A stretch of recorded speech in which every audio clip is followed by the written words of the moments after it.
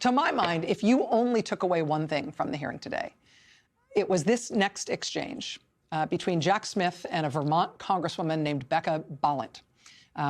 It was an exchange about basically what it means to be Jack Smith right now in 2026, to have done the investigation that he did, to have found what he found, to have served your country by sticking to your guns, even when that meant the leader of the United States government and his party and his supporters would try to destroy you for it. Trump has said that you, Mr. Smith, should be investigated and put in prison. He called you a disgrace to humanity, a radical left Marxist, a criminal. In fact, Trump has used the words deranged Jack Smith 185 times on Truth Social. How do you think that these statements have impacted you, your staff, and your investigation? With respect to me, I think the statements are meant to intimidate me. I will not be intimidated. I think these statements are also made as a warning to others what will happen if they stand up. And I am, as I say, I'm not going to be intimidated. We did our work pursuant to department policy. We followed the facts and we followed the law, and that process resulted in proof beyond a reasonable doubt that he committed serious crimes. I'm not going to pretend that didn't happen because he's threatening me. And Mr. Smith, do you believe that President Trump's Department of Justice will find some way to indict you? I believe that they will do everything in their power to do that because they've been ordered to by the president. Jack Smith, I will not be intimidated. I'm not going to pretend those serious crimes didn't happen just because he's threatening me. As I said before, I will not be intimidated. Nicole Wallace, what did you take from this hearing today? Well, what I took from my own reaction was that this was so extraordinary. But before Trump destroyed the Department of Justice, there were hundreds of Jack Smiths inside the Department of Justice. He was the archetype of the kind of person who chose that life instead of, being a partner at Paul Weiss and having multiple houses and occasionally flying private. I mean, this is what DOJ was made of. So what I thought about was how successful Trump's been in moving the Overton window, but I watched this with a lump in my throat, thinking about nostalgically about what the department was. The other thing I thought of was he is the most senior Justice Department official to defend what we kind of shorthand as rank and file. But the people that have been purged from the Justice Department were the best of the best. The most senior prosecutors, the most senior FBI agents who have been pilloried reputationally, threatened legally, face death threats by and large if they've been named and outed and smeared in the right-wing press. And they have hollowed out the Department of Justice. Merrick Garland hasn't defended those people. Lisa Monaco hasn't defended those people. Joe Biden hasn't defended those people. Today, Jack Smith, right after that clip you played, described the real danger in the threats and efforts to intimidate him to his team. And he really defended the integrity of the work they did. And I think some of what sinks in when you watch this is that we're all here today because this is extraordinary. We all know that this doesn't happen inside the Justice Department. No one says what he said today to the public in that Congress to Pam Bondi or Todd Blanche or Emil Bove. And if they did, if Danielle Sassoon or Liz Oyer or any of those people did, they've been asked to leave. That's right. Which is the dark and terrible side of the Justice Department professional ethic that says if you are asked to do something unprofessional or wrong, you resign. We have seen people resigning like whole forests of them falling all at once. And what it means is that the Justice Department, as you say, doesn't have those folks in it anymore. That's right. And what is so, I think, painful about this is not that just Jack Smith's work that he did on behalf of not a president, not a party, but on behalf of the country. Yeah. He worked for the country. He was a taxpayer-funded prosecutor who came out of a different post to do this extraordinary job at a point in time when there was literally nothing to be gained. And as he stated at the end, he faces threats and harm, and he's all but certain he will be indicted. They will attempt to prosecute him because Donald Trump wants them to. That not only did he not succeed in bringing a case he knew he could prove beyond a reasonable doubt to a jury, but he will be punished for it. Yeah. Chris? Yeah, I like Nicole, also felt like I was watching this human embodiment of all that's been lost and all that is crucial and central to really the entire functioning of American democracy, like this kind of a person who's a serious, smart, capable person devoted to public service who is doing their work without fear or favor, which they really want to destroy. I mean, they're quite explicit about that, right? They want to turn it into the U.S. government into basically Tammany Hall with nukes. They want a complete machine that's also like the global superpower where like everyone has a job because you gave Donald Trump some money or you know him, right? And this is like the ultimate rebuke to them. And what you do with your job is serve the machine. Yeah. Don't forget, Tammany Hall also tried to do some good things. Yes, that's true. You're right. Actually, you are actually correct. The Tammany Hall is actually We're in superior. Lauren's defense. Tammany Hall. No, that is actually an important and good point. Some like pothole filling. No, they actually did do it. Yeah. You know, the second thing, I mean, the other very lukewarm take I have is like, boy, it really, I mean, he was guilty as hell, and it was a real mistake we elected him again. The final thing I thought was, just watching it, the sort of optics, take a step back, is like, someone used this term that we're in the midst of a clicktatorship. Yeah. This sense that everything they're doing, the Trump administration, is spectacle, this sort of spectacle of menace, that when an ICE officer actually shoots and kills an American citizen in a car, he has to move the cell phone from his hand to the other hand so he could keep recording as he shoots her, because the generation of content is so important. Today we got reporting that when Charlie Kirk was killed, Kash Patel inside the FBI, the first thing he was concerned about was what he could tweet, and coordinating with Dan Bongino about what he could tweet, that he wanted to tweet pictures from Windsor Castle with his girlfriend that actually would expose MI5 agents. This is all New York Times Magazine today. This obsession with spectacle. And here's Jack Smith as like the ultimate opposite of that, right? Like a sober, solemn, serious person facing down this kind of carnival of absurdity that has now become, again, and that's always been part of politics. Hearings, as you will attest, right? They're always theatrical. Theatricality is part of politics. I have no problem with that. I talk for a living. But what is totally absent is any sense of seriousness or moral compass right now in the government we have. And here's this person who just feels like this, like, archaeological find from another era. Totally. Yeah, I mean, the aesthetic of it, his asceticism, his stoicism, is itself part of the message. Ari. Jack Smith's headline today was Donald Trump belongs in prison. Yeah. That he had the evidence, that the case was moving forward, that he could prove it beyond a reasonable doubt. Even Republicans seem to acknowledge that he is a strong and aggressive prosecutor, which is what prosecutors are supposed to be. Donald Trump belongs in prison. That's really something for the country to still see and hear from this person. Second, to echo others, Jack Smith is a sober guy in a drunk bar at 1 a.m. Yes, exactly. And he stands out more that way. Exactly. And our job is to try to make sense of this. And you just presented some of those key highlights. People can take it in. People can go online later tonight, tomorrow, watch more. What I saw there on the scale of public servants was an especially sober, fair person. If someone was watching and they're super political and they wanted to see him spar and rebut every type of Republican question that was a little leading or a little over here. He didn't do that. Why did he do that? Because that's not who he is. Yeah. But they need to discredit him because even with the case closed, he still comes off very credible. Right. Yes. And more of the case is going to come out if Volume 2 of his report is unsealed by the court. And a lot of people argue that part of the reason this whole hearing might have happened today was to try to muddy him up before the country gets a whole new dose of information based on the evidence that he gathered. Well, you know, for me, whenever I'm watching congressional hearings, I mourn for the day when they actually used to work. So one thing that was on display was the decline and fall of the congressional hearing. We used to have hearings like this in which both sides were actually trying to find the truth. The Watergate hearings were the example of this. There was a certain slight amount of Republican defensiveness for Richard Nixon through the beginning of the Watergate hearings, but as the evidence mounted, members responded to the evidence. Yes. And what you saw today was this utterly nonsensical display that there's no amount of evidence that could ever be proof to any Republican on that committee of anything. And this is where Donald Trump is not to blame for Donald Trump.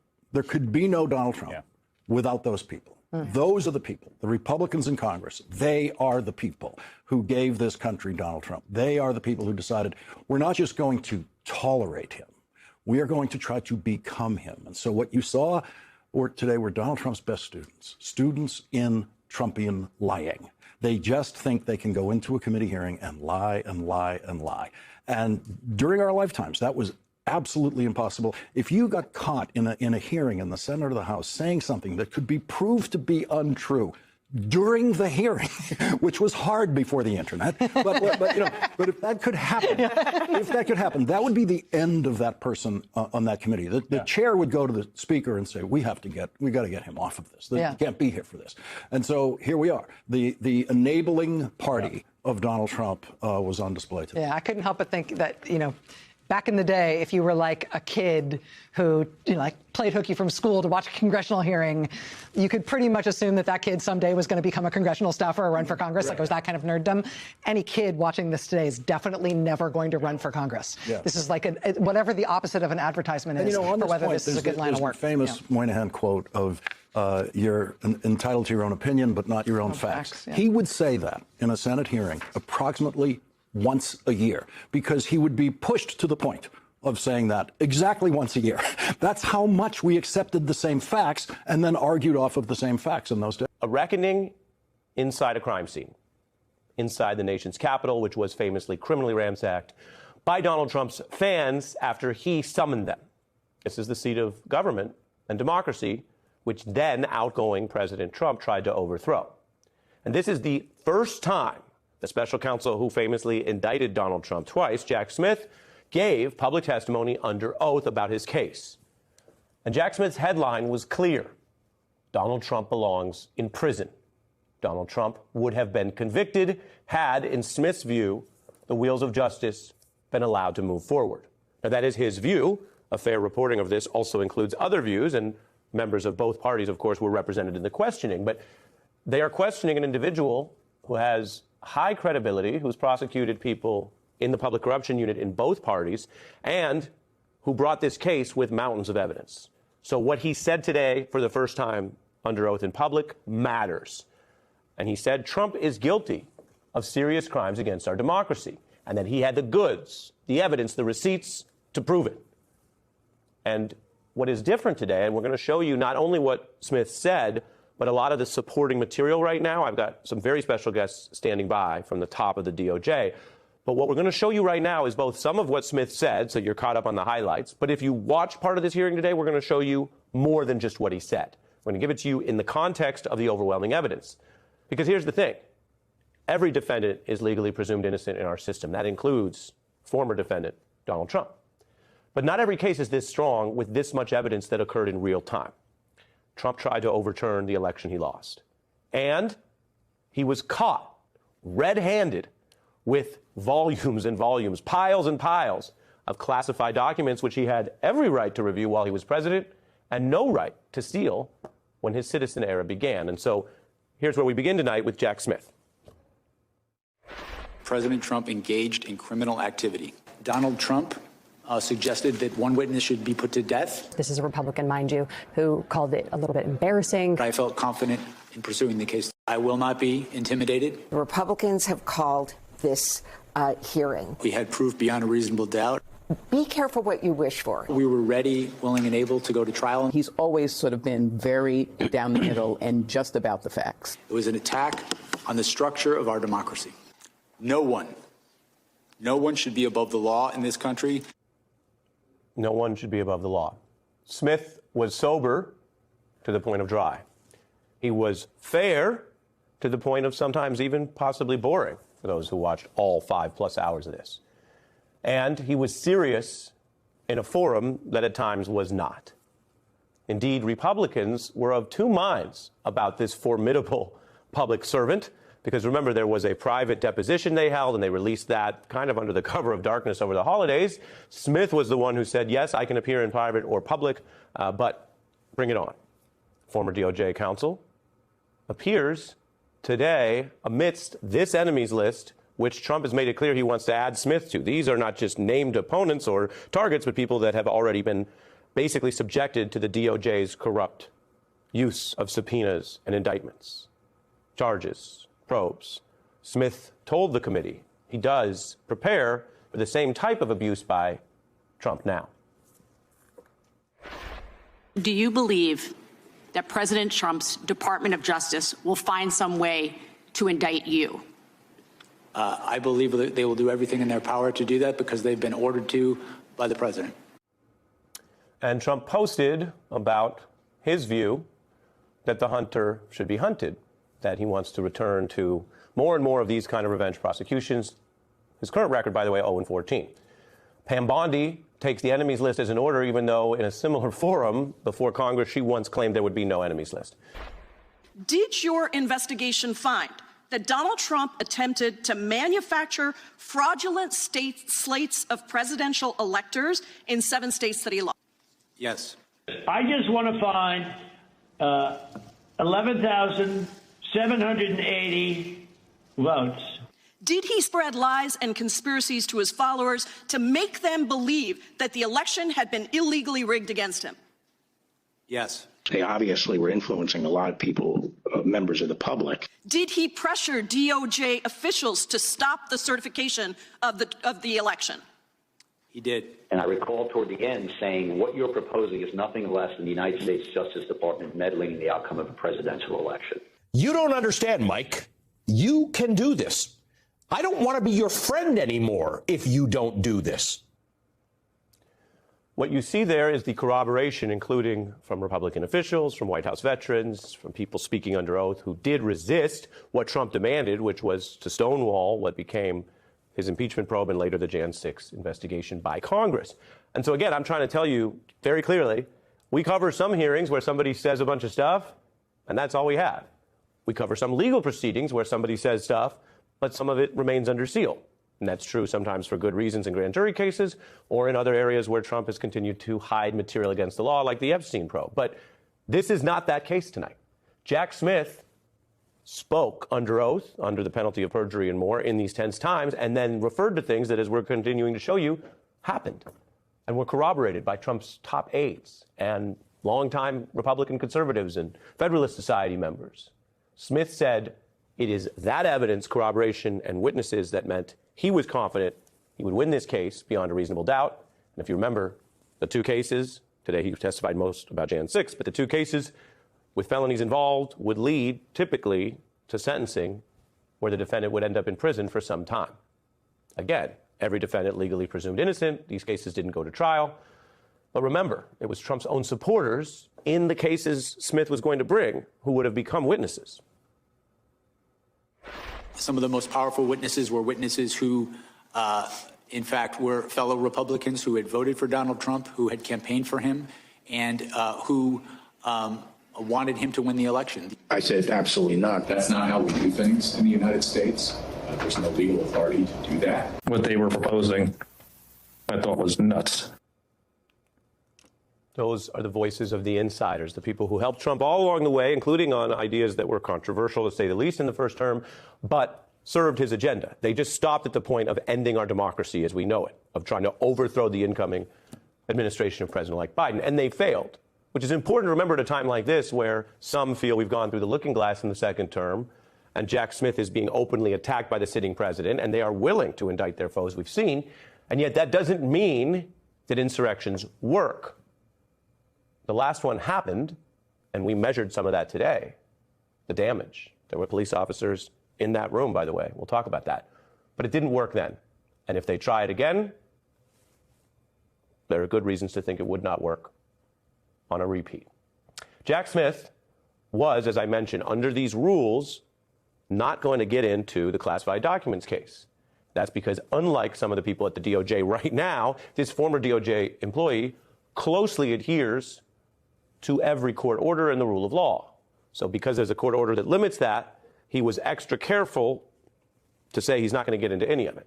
And I emphasize that because there are some people in government and law who would say, that's the court order, but I'm going to go up against it, or I'm going to try to get really close to the line, or I'm going to say things that aren't about what I know from the government side of that case, but in general about, for example, you could not violate a court order, but say that as a general matter, leaving classified documents all over the place that you stole is dangerous to the United States. You could say that without, of course, revealing any secret investigative material. But he's very careful. And we're going to talk about this tonight as well. The difference in the tactics, because he's playing by the rules even as others break them. And for people who look at this as politics or blood sport, that can be frustrating. As a political matter, Democrats are often told to get tougher. And within the law and nonviolent available legal actions, they could get tougher. That's a political debate. But it is not the place of veterans of the Department of Justice or anyone who cares about the rule of law to say, if the other side's doing crime or elector fraud or lying under oath, then you got to hit back with that. And that certainly was not Jack Smith's approach today. And the Democrats are saying, when lawful, they actually want to get him back before the Congress to discuss that whole other case, which depends on whether that report is released and other matters in court. Smith made it clear what he sees at stake today.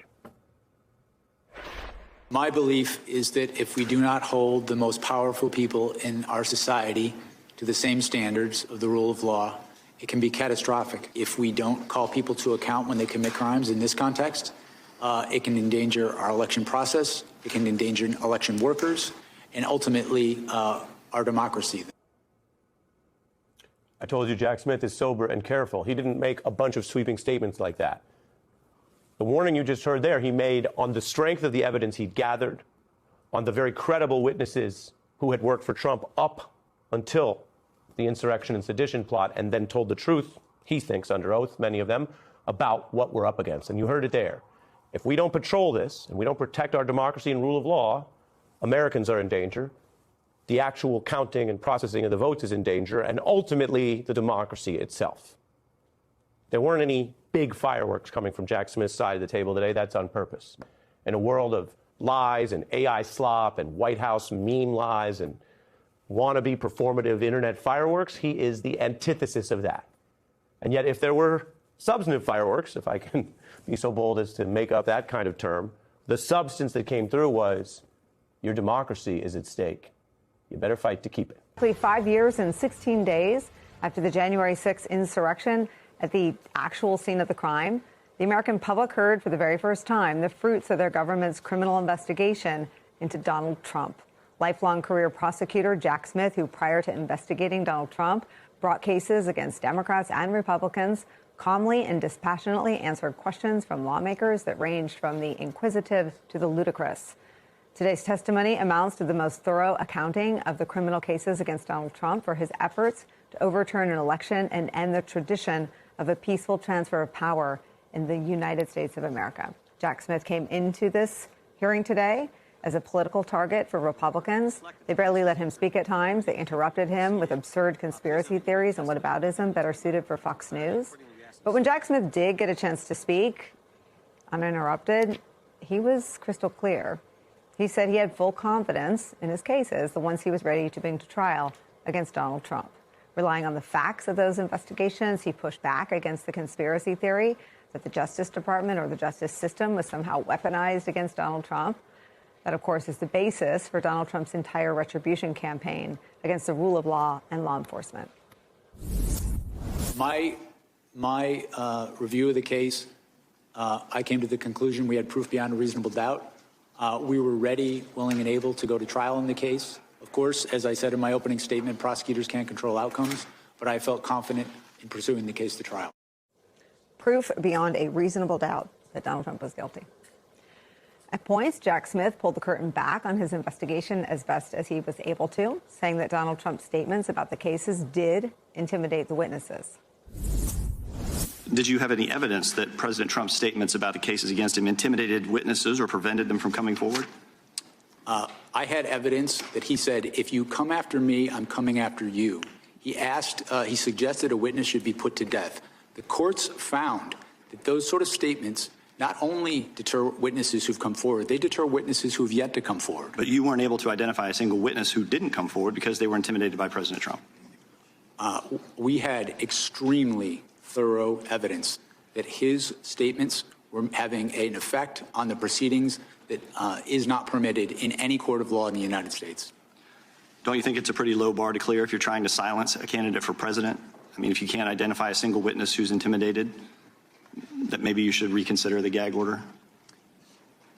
Both courts upheld the orders, and it is not incumbent on a prosecutor to wait until someone gets killed before they move for an order to protect the proceedings.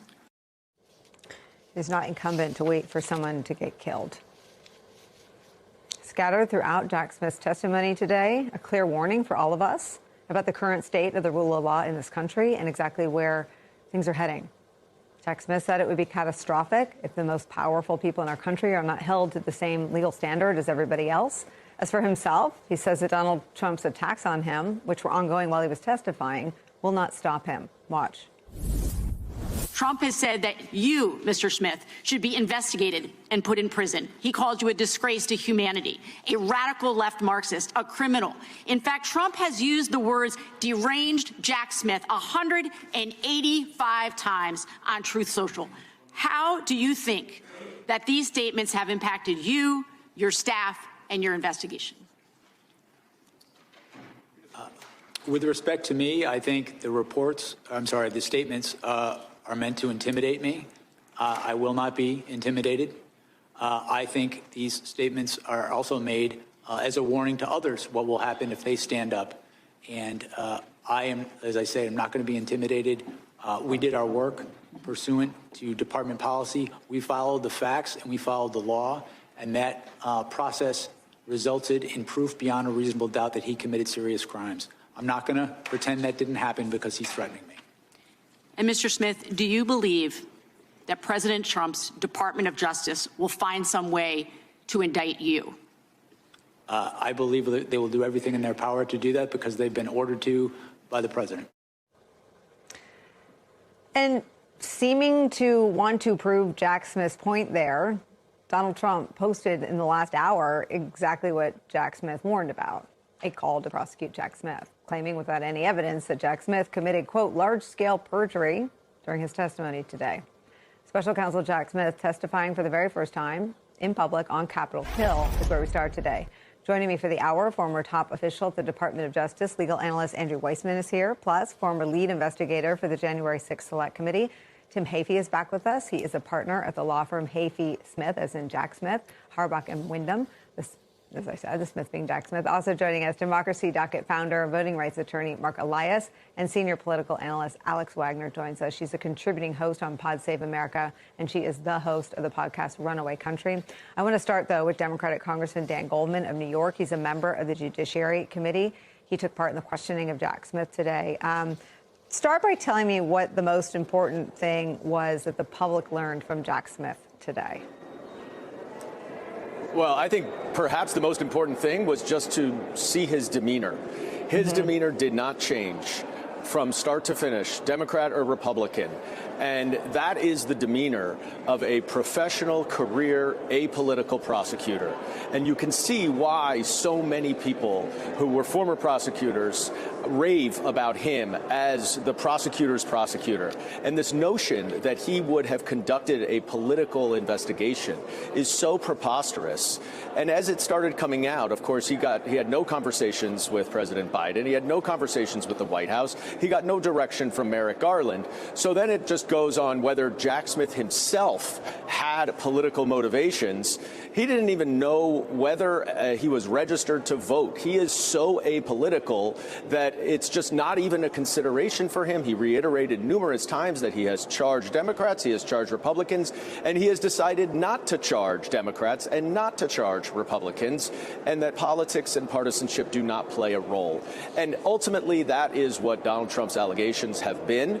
The Republicans were all over the map, as you say, trying to come up with some good Newsmax or Fox News clip about the constitutionality of his appointment or some, other stuff that just seemed so beside the point. But what was clear is it was apolitical, and he had overwhelming evidence that Donald Trump himself knew that the election was not stolen and yet perpetrated this massive conspiracy to overturn it in any event. What's also clear, I mean, you and I have been watching the conduct of Donald Trump and the Republicans in the body in which you now serve for a decade. They'll study our brains when we're dead. But they're acting like this was the worst day in the world for Donald Trump because it is the worst nightmare for Donald Trump for a man like Jack Smith to say he had proof beyond a reasonable doubt that Donald Trump was guilty of the crimes he charged him with. I thought the most devastating thing for Donald Trump was that even now that he's president, Jack Smith said today he would bring the very same case again tomorrow if asked to. Let me play that part of his testimony. I stand by my decisions as special counsel, including the decision to bring charges against President Trump. Our investigation developed proof beyond a reasonable doubt that President Trump engaged in criminal activity. If asked whether to prosecute a former president based on the same facts today, I would do so regardless of whether that president was a Democrat or a Republican. No one should be above the law in this country, and the law required that he be held to account, so that is what I did. To have done otherwise on the facts of these cases would have been to shirk my duties as a prosecutor and as a public servant, of which I had no intention of doing. I remain grateful for the counsel, judgment, and advice of my team. President Trump has sought to seek revenge against career prosecutors, FBI agents, and support staff simply for having worked on these cases. To vilify and seek retribution against these people is wrong. Those dedicated public servants are the best of us, and it has been a privilege to serve with them. Congressman, he is the most senior former leader of the Merrick Garland Justice Department to say that, to defend the men and women who've been purged from the FBI in droves, in numbers that experts worry leave us vulnerable on the national security front. The most senior former Justice Department official to say that the prosecutors being targeted for being parts of these cases, being punished. He's defending their integrity in this very public space, calling out Republicans for, quote, vilifying and seeking retribution against them. Why is that important? Why was that important to him, do you think? Well, I think I can say with a lot of certainty that Jack Smith holds a lot of pride in the people who work under him and takes responsibility for them and feels responsible for them. And that's what great leaders do. That's what great prosecutors do. And so he, as he said himself, he won't be intimidated, but he's worried about everybody else who's losing their job and getting death threats, and all just because they did their job. Let's be real. They did their job. Theoretically, if there's a problem with this investigation, it's Jack Smith. It's not the people who worked under him. And yet Donald Trump's pursuit of retribution and revenge has no bounds. And it has gone after so many of the agents and the prosecutors who worked on those investigations. And I would just add at the end here, Nicole, he couldn't even talk about Volume 2, the classified documents case. And there is undoubtedly a lot of information in that volume that we don't know about that is going to be very damaging to Donald Trump. In terms of the grand jury testimony that's now been released, the fact that Donald Trump, according to Senator Graham, would believe that Martians stole the election, what does that tell you about Trump's state of mind? That statement is consistent with what we found in our investigation, in that our investigation revealed that Donald Trump was not looking for honest answers about whether there was fraud in the election. He was looking for ways to stay in power. And when people told him things that conflicted with him staying in power, he rejected them, or he chose not even to contact people like that who would know if the election was done properly in the state. On the other hand, when individuals would say things that would allow him to stay in power, no matter how fantastical, he would latch onto those. That pattern, over time, we felt was powerful evidence that he, in fact, knew that the fraud claims he was making were false. 100 years, when they come back and they try to understand these times, they're going to have to deal with this, that there was actual sworn testimony from an actual sitting senator that claimed, quote, Donald Trump would believe that Martians stole the elections. That's a quote from Lindsey Graham testifying under oath in front of a grand jury in the Georgia case. Jack Smith then, I think that might be the closest he comes to maybe cracking a smile, testifies under oath that statement is consistent with what we found in our investigation. Our investigation revealed that Donald Trump was not looking for honest answers, to the point that he would believe that Martians stole the elections, that this is where we are. Just feels like another break glass moment. Your thoughts on what was shared for the first time with the public today? You're on mute, my friend.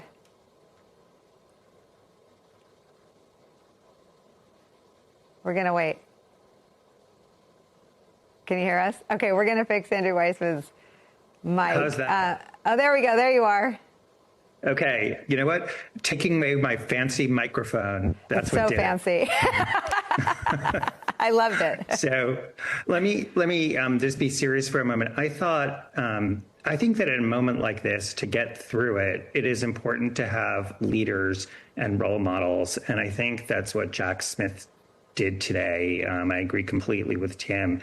And I wanted to just channel my inner Rachel Maddow for a moment and just read what he said at the end of his opening statement, because I think that's what he wanted us to understand and know and to take away from this day.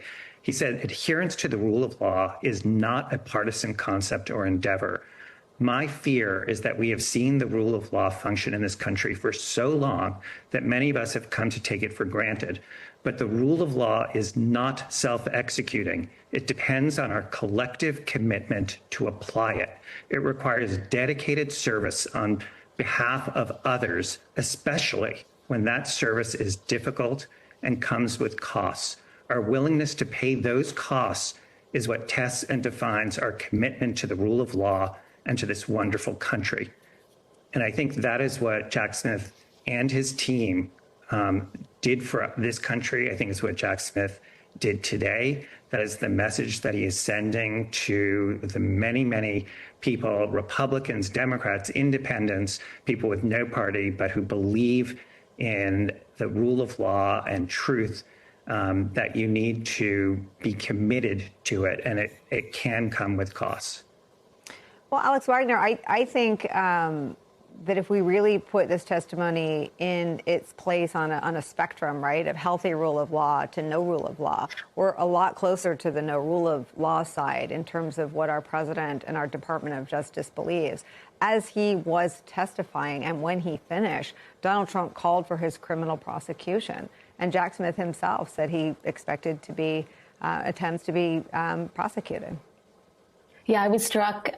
First of all, Trump's nicknames usually have some basis in reality, or there's something there's some nodule on which they hang. The idea that Jack Smith is deranged is completely without basis, right? The idea that this dispassionate, eloquent, really professional steward of the law is anything other than, I mean, I think the paragon of justice and what we should strive for in our prosecutors.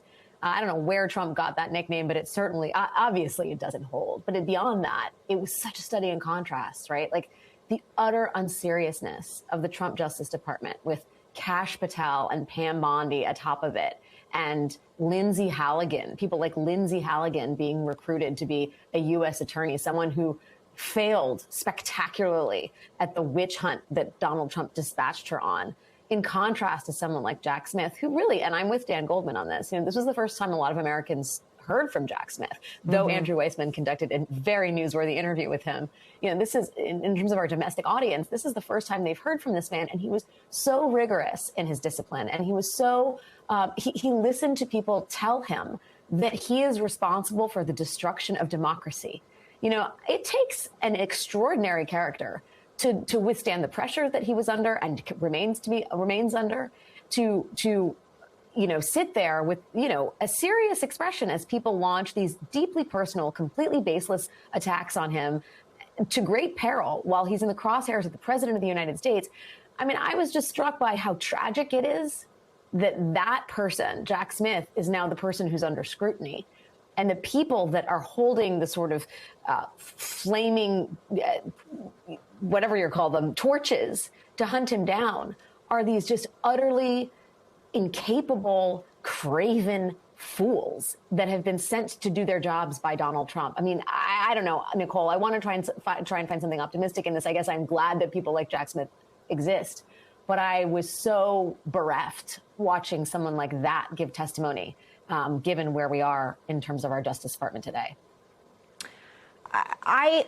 Andrew Weissman had a reaction like Alex's, and I also think that the idea that facts are at war with disinformation and lies, to me, misses it. Like the disinformation and the lies prevailed at least a year ago, and the facts lost, and they're paying the price in the indictment or the attempts to indict, or the indictment of Jim Comey, the 3 attempts to indict Tish James. The judge called it a masquerade, an insurance lawyer masquerading as a U.S. attorney.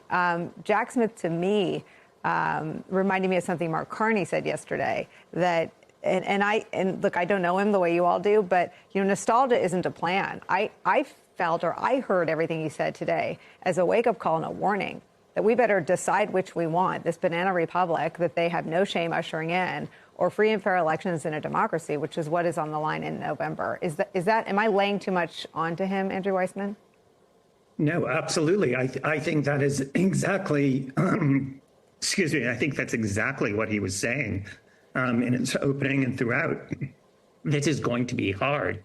And just to make matters worse, the people who were doing Donald Trump's bidding today were people in large measure who lived through January 6th, who were saying things that they know from their own personal experience is not true. Right. No one with a straight face who lived through January 6th can say that they thought there weren't serious crimes there that deserve to be prosecuted. In fact, Democrats today pointed out over and over again the number of people who were sitting there cross-examining Jack Smith who had said the exact opposite when January 6th had happened, how these people had to be held to account for what they did. And then when Jack Smith comes and does that, to use Alice's term, they cravenly turn around. So there's no question this is going to be a daunting task. And I think that is why Jack Smith said it is really a time to stand up, and it comes at a cost, and you need to be fearless. And I think the best thing that Jack Smith did today is exemplifying that courage in his demeanor and his words and his truth throughout the day. Positive vibes. Download it.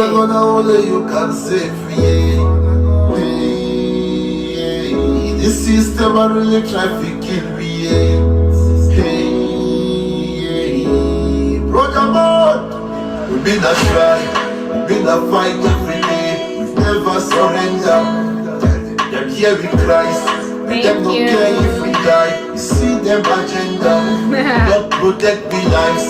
See man, them not faith in Christ, and them faith to guide them. They know the only we reside. Only but why not beside, but the world is their problem. We've been a try, we've been a fight every day, never surrender.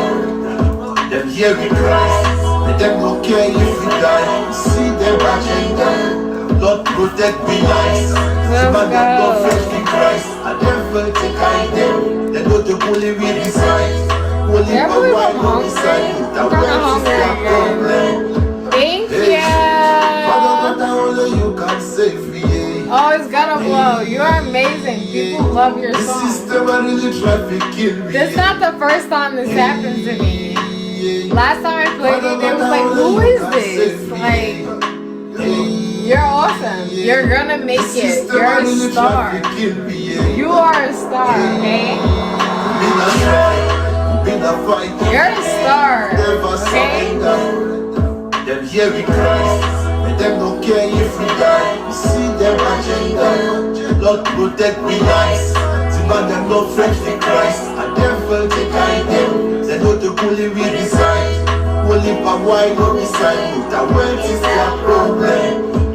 Father God, give your eyes for me life and me kids. Only you can hear me Christ, and you never deceive. We not perfect as human beings, we can be weakness. We always try to keep it clean and avoid the sickness. I true say many of them not real, but it's not my business. Fight is not the way to see it, man, we have it in less. So many you leave them on my yard, but them never come back. The family hope here, postcard, but them never get that. This is some plan we used to own, we come and sell it to them. The places that we used to farm them and the fence we get. Uncle Sam back them popcorns, he make him profit. And every time we try to stand up, take a head and we see. Grammar violence, one we street, but we still a resist. Only a man of God and preach, try to still a persist. Hey, Father God, only you can save me. Hey, the system are really trying to kill me. Hey, we've been a try, we've been a fight every day, we never surrender. Them here with Christ, but them don't care if we die. We see them agenda, Lord protect me lives. See man, them not afraid for Christ, and them felt to guide them. They know the only we reside. Only by while not beside, but the world is their problem. Been a try, been a fight every day, never surrender. Them hear we cry, but them don't care if we die. You see them agenda, Lord protect me lives. To man them no friends for Christ, and devil to guide them. They know the bully with his right, only by while on the side, with the wealth is their problem.